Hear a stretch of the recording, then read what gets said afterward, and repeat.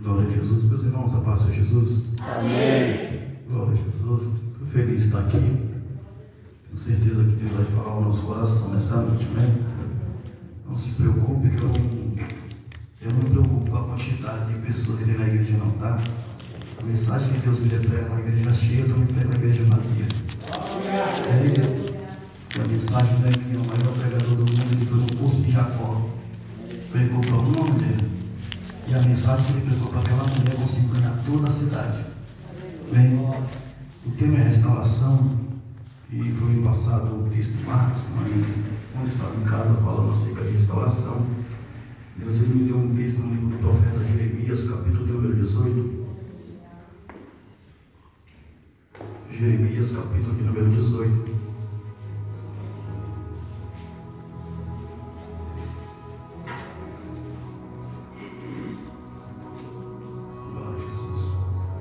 Jeremias, capítulo número 18.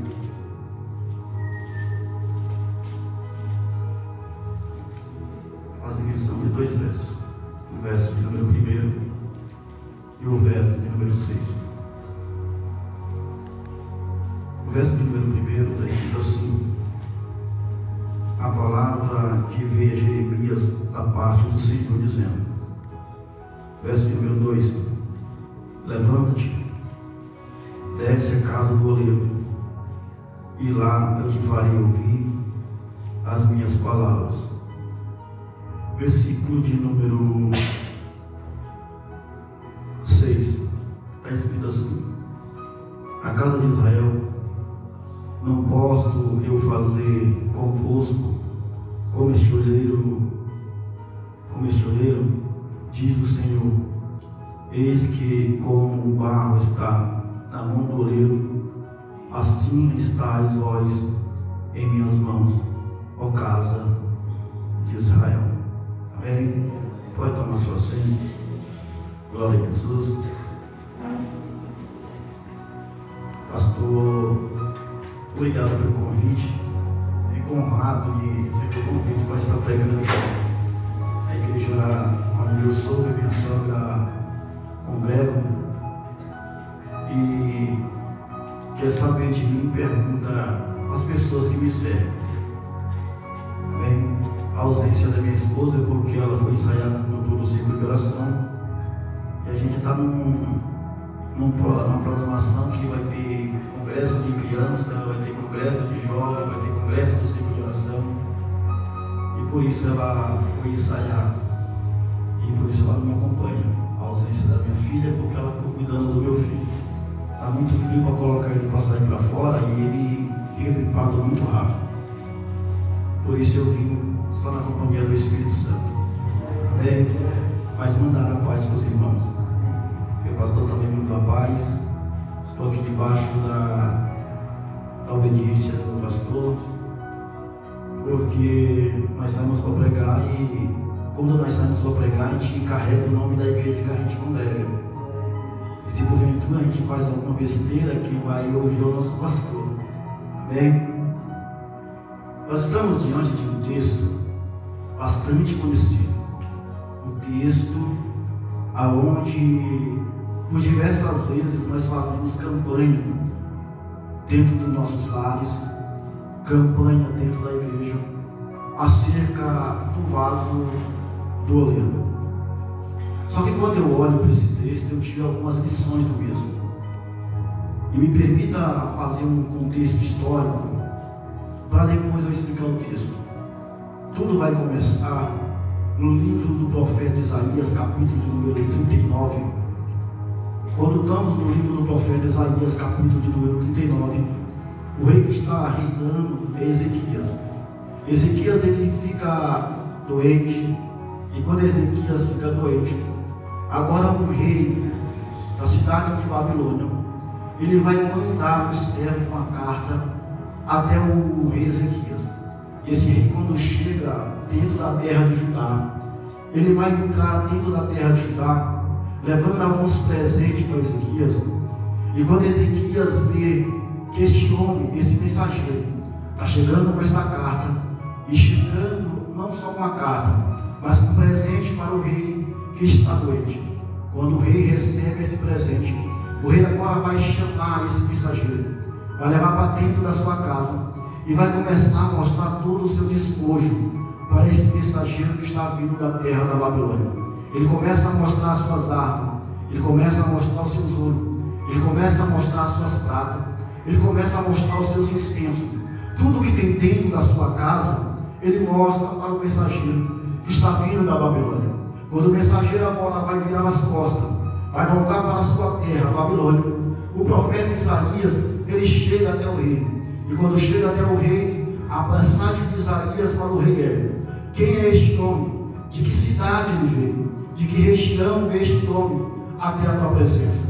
E o rei Ezequias, ele vai olhar e vai dizer: este homem veio da Babilônia, ele veio me trazer presente. E Isaías pergunta: o que você mostrou para ele? E esse rei vai dizer para Isaías: eu mostrei tudo que tem dentro da minha casa. Quando ele termina de dizer que ele mostrou tudo que está dentro da casa, todo o seu despojo, todas as suas armas, todo o seu incenso, Isaías agora vai lançar uma palavra profética. Isaías vai dizer: vai chegar um tempo que tudo aquilo que você tem, tudo aquilo que os seus pais têm, tudo aquilo que a terra de Judá tem, vai ser levado para a Babilônia, e nada vai ser deixado para trás. E segura, não só vão ser levados, mas os teus filhos que estão nas tua descendência, que vai estar no reinado, vai ser levado cativo e vai virar eunuco dentro da Babilônia. Observa que por causa de uma atitude, por causa de mostrar aquilo que tem dentro da sua casa, agora a palavra de Deus vai virar cativo dentro da terra, aonde você está abrindo as suas portas. Quando eu entro no livro do profeta Isaías, capítulo de número 48, Isaías agora vai dizer o motivo por que o povo vai ficar cativo dentro da Babilônia. Motivo esse, que o povo está dentro de Judá, é para ir para o culto, não vai, é para estar na oração, não está, é para estar dentro da consagração e não faz parte da consagração. Em vez de vir para o culto adorar a Deus, em vez de vir para a consagração adorar o Senhor, em vez de estar voltado para o trabalho da igreja, o povo está virando as costas para Deus. Isaías vai dizer que o povo agora está dentro da idolatria, o povo está adorando outros deuses. E agora Deus ele vai usar mais uma vez a boca do profeta Isaías dizendo: vocês vão virar prisioneiros, vocês vão ficar cativos. Observa, Isaías profetiza. Só que o tempo que Isaías vai passar, porque vai se levantar um rei por nome de Manassés. E este rei por nome de Manassés, Isaías começa a profetizar contra o seu reinado. Quando Isaías está profetizando contra o seu reinado, esse rei se ira com Isaías, leva Isaías para o meio da cidade e manda serrar Isaías vivo no meio da cidade. Mas observa que agora, por querendo calar a voz profética, passa-se 100 anos. Com 100 anos que Isaías morre, agora Deus ele vai até uma terra chamada de Anatote. Observa, ele vai na casa de Uquias, um sacerdote da época, e ele vai falar para o seu filho chamado Jeremias. No seu capítulo de número 1, ele vai olhar para esse jovem chamado Jeremias e vai dizer: antes que você se formasse dentro do ventre da sua mãe, eu já tenho te chamado por profeta, e as nações eu tenho te separado. Observa que Jeremias vai olhar para Deus e dizer: Senhor, eu ainda sou uma criança. Mas observa que quando Jeremias está dizendo isso para o Senhor, Jeremias tem aproximadamente 18 a 20 anos. Então Jeremias, ele sabe muito bem o que ele está falando. Mas observa, ele está dizendo que ele ainda é uma criança, porque o papel de Jeremias não era ser profeta, o papel de Jeremias era ser sacerdote, continuar a linhagem do seu pai, porque o seu pai é sacerdote dentro da terra de Anatote. Então Jeremias, como toda criança judia, ele vai passar por tudo aquilo que toda criança passa. Observa que todo judeu que se preza, quando o seu filho completa 6 anos de idade, ele começa a botar o seu filho para estudar acerca da lei. Eles passam pelo menos por 2 escolas judaicas. A primeira escola é chamada de Beit Aqui, que quer dizer casa da leitura.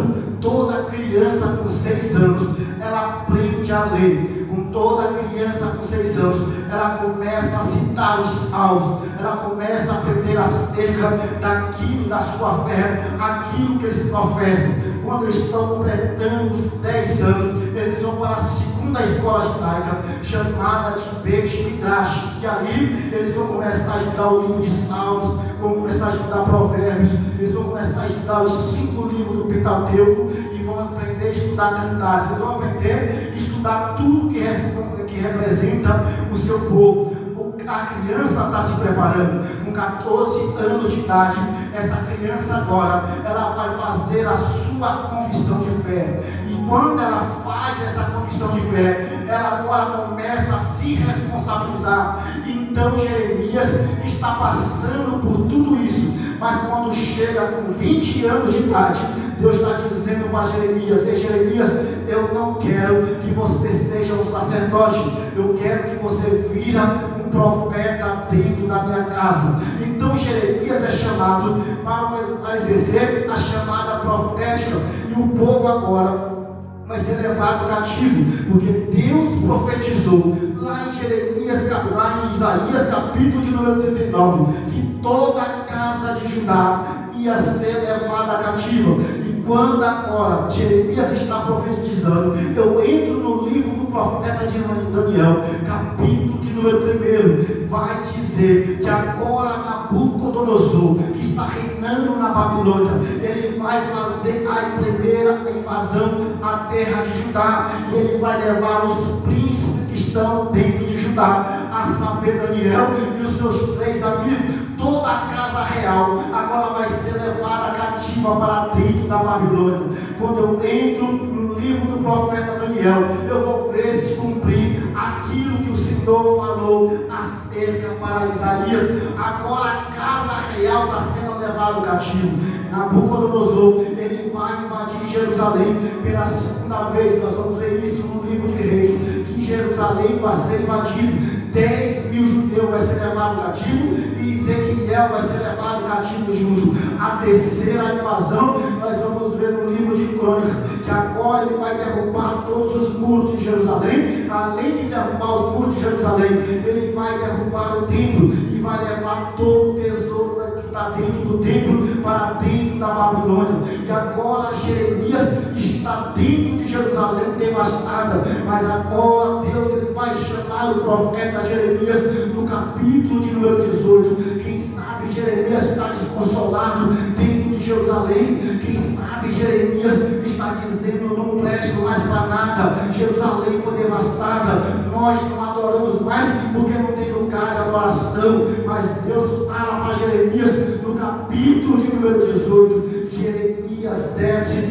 até a casa do oleiro, porque lá você vai ouvir as minhas palavras. E observa, quando Jeremias ele chega na olaria, Jeremias vai prestar atenção que o Senhor já está trabalhando com vasos sobre a roda. Deus falou para Jeremias: Jeremias, desce lá, porque lá você vai ouvir as minhas palavras. Mas quando Jeremias chega na olaria, Deus não está falando, mas Deus está trabalhando com a sua obra sobre a roda. Quando eu olho para esse texto, eu aprendo algumas lições, o que Deus quer ensinar para Jeremias e o que Deus quer ensinar para mim e para você nesta noite, acerca desse texto e acerca desta campanha, por nome de